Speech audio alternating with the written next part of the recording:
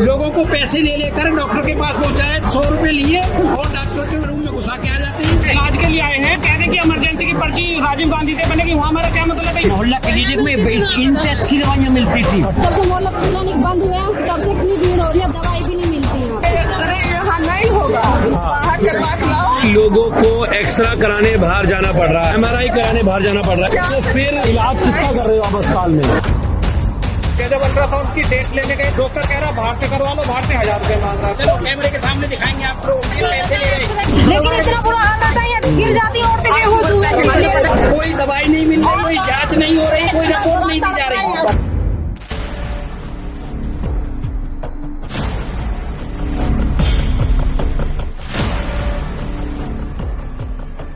दोबारा अभी मैं पूछने गया था, मेरे को कब मिल जाएगी दवाई, कब आऊँ मैं लेने।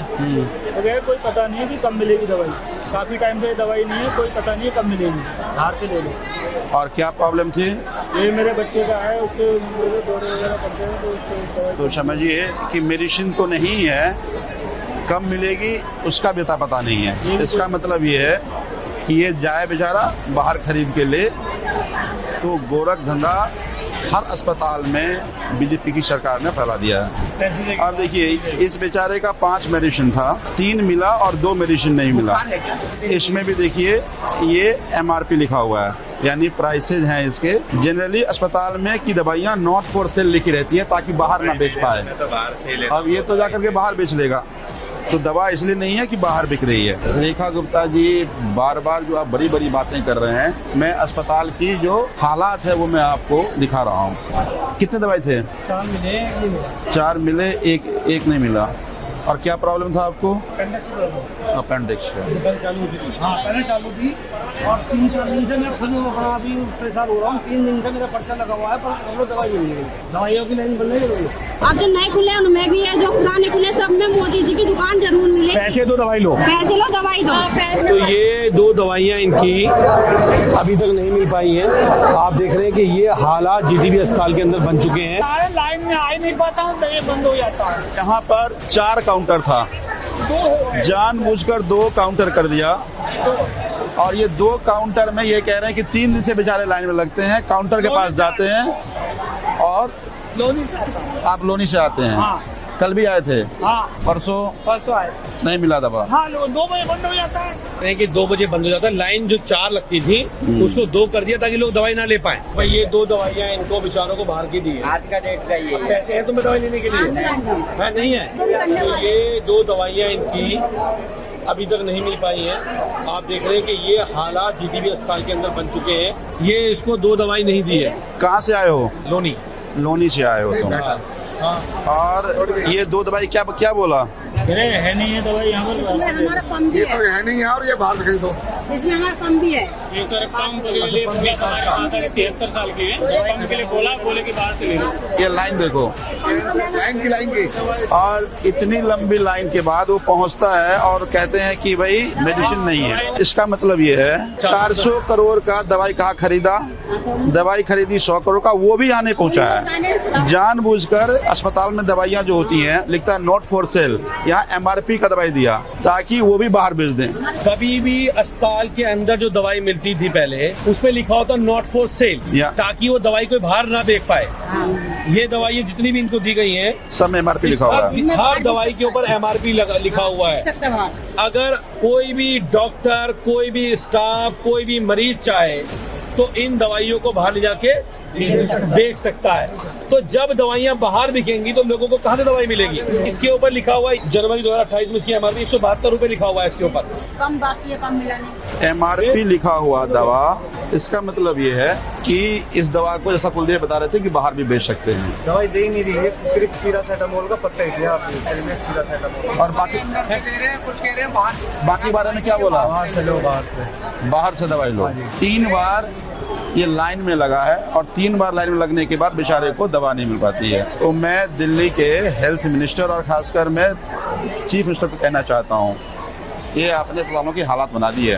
पहले आपका हेल्थ मिनिस्टर 300 करोड़ ऐसे लूट लिया, 100 करोड़ का जो दवा आया उसको भी लगता है कि बाहर बेच रहे हैं, लोगों को दवाइयाँ नहीं मिल रही है। जो इतना बड़ा अस्पताल बनाया हुआ, कितने बीए में तो लगा हुआ है और इसमें दवाई नहीं मिलेगी। 5 दवाई लिखी है डॉक्टर ने, सुबह गैस की देंगे, एक दूसरी वाली गैस की देंगे और पैरासीटामोल देंगे अपने घर। ये जो बाहर मोहल्ला क्लिनिक बंद हुए हैं, ये जो अभी ये भीड़ हो रही है ना, खांसी, जुकाम, बुखार, टाइफाइड, थायराइड, इनकी जांचें सब बाहर मोहल्ला क्लिनिक में हो जाती थी। इतनी भीड़ नहीं लगती थी, कम भीड़ थी।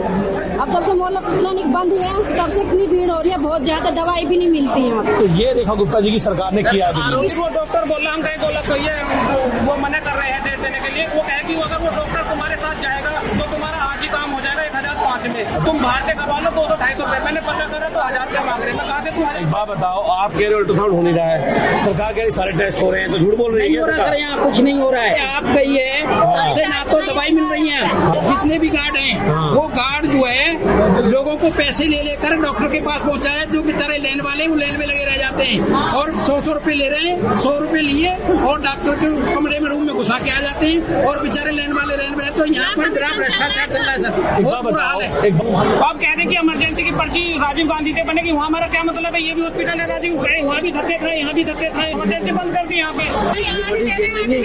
ये ना है।